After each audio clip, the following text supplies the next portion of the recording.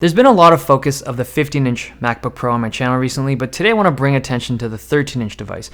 And I think for most people, this is a more compelling and just better product overall compared to the 15-inch device. So this was also updated this year, the 13-inch, to the 8th gen CPUs, and these are a really big step up from the previous generation. But the real draw here is two things. Number one, the price point. This is $600 cheaper than the base model of the 15-inch, and the size. A 13-inch device is so much easier and just more comfortable to carry than a 15-inch device. Like the 15-inch devices are great if you need the bigger screen, if you need the better processing power, but if you can get away with the 13-inch device, go for it, because it's just a much easier payload in your bag, wherever you go, it doesn't matter. 13-inch portability trumps 15-inch any day.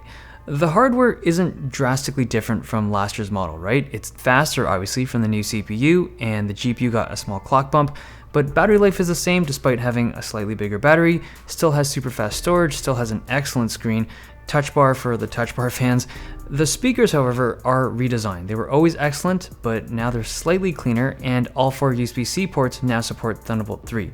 There are some feature adds, like the updated True Tone display, so that'll change the color temperature depending on the environment that you're in. And you also get the 3rd generation butterfly switches, so underneath each keycap you now have a silicone membrane in there to protect it against dust, and you also have access to hands-free Siri if that's your jam.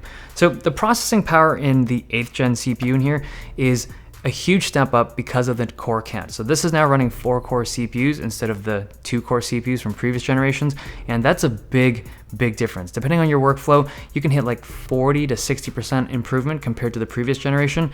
That's big. So it doesn't matter what you're doing, if it's like Photoshop, video editing, if you're a developer, any kind of CPU intensive task is going to be better on this device, significantly better on this device than was in previous generations. And I think that's the real draw here. To be able to get away with stuff that required a 4-core 15-inch device from the previous generations, and now you can put that workflow into a 13-inch and basically get very similar performance, that's a huge win. So as an example, I've never been able to edit 4K videos on the 13-inch MacBook Pros from the previous generations. Like 2-core CPUs could never handle that footage very well. The new ones can handle it so much better. It's much smoother. Render times are still a little slow, but the fact that I can edit 4K videos in Premiere on a MacBook, like a 13-inch MacBook, is pretty cool. This thing starts at $1,800, and that's where things get a little bit weird. Because this is a MacBook, because it's an Apple product, you're gonna pay that premium, right? $1,800 is a lot. The competitor is this guy. This is a Windows device. This is the XPS 13, the 9370. This is my favorite Windows device on the market right now. This, similarly spec'd to this, goes for around $1,400, and that's with the 4K touchscreen. So the value that you're getting out of this device is just so much better than the MacBook.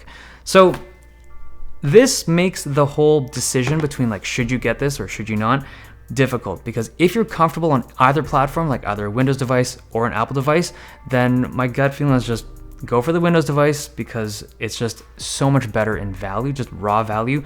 But if you have a preference for macOS, you need something a little bit more powerful, the 13-inch with the touch bar is probably the one to get. And don't be drawn into the whole 15-inch device, because traditionally this is the one to get if you need power, the bigger device. But this year, the 13-inch can handle a lot of stuff. The thing that I find most disappointing about this whole upgrade this year, though, is that the 13-inch devices from Apple that didn't have the touch bar didn't get the new CPUs. So those are still running the 2-core 7th gen CPUs. And if they had put 8th gen CPUs into the base model as well, like the non-touch bar devices, I mean, it would have hurt the sales of these ones, but I think it would have just been a really good value for most people, because that extra processing power from those new CPUs is money. Okay, I think that wraps it up. Like, if you're looking at devices right now and you're kind of deciding between 13 and 15, keep in mind that the 13-inch is so much more powerful this year than it has been in previous generations. Okay, hope you guys enjoyed this video. Thumbs if you liked it, subs if you loved it. See you guys next time.